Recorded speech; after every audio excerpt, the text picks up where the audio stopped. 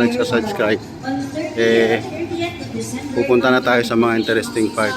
Meron tayong gustong puntahan, yung nakausap ko nung nakaraan na security guard, yung matanda na. Hindi ko lang sure kung nagtatrabaho siya para sa mga apo niya lang. Tutulungan natin sa awa ng nasa itaas kung magagawa natin. Yan. Kaya darating na tayo sa mga ganon.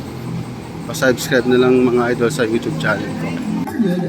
It is the everyday dress of every Filipino woman. It can be referred to by so many names. Maria Clara, Traje de Mestiza, or Pleno. Ladies and gentlemen, Finance Team. And now, approaching to the aisle are the TRT's Technical Services team.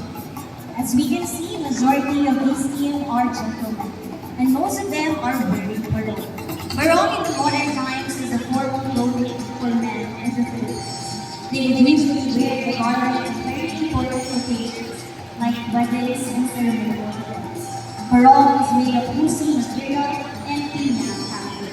It also shows. So ngayon mga idol, papunta na tayo sa may parking ng ating motor.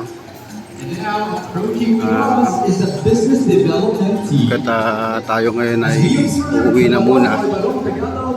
Sa mga idol nga pala, sa makakapanood nito sa YouTube channel ko, yung Biyahirong Vlogger, paki-subscribe nyo naman yung channel ko. Malapit na rin tayo dumating sa mga interesting part. Sa ngayon kasi ito pa lang muna yung ginagawa natin pangsamantala. Pagka medyo dumami na yung mga nag-view at saka nagsasubscribe,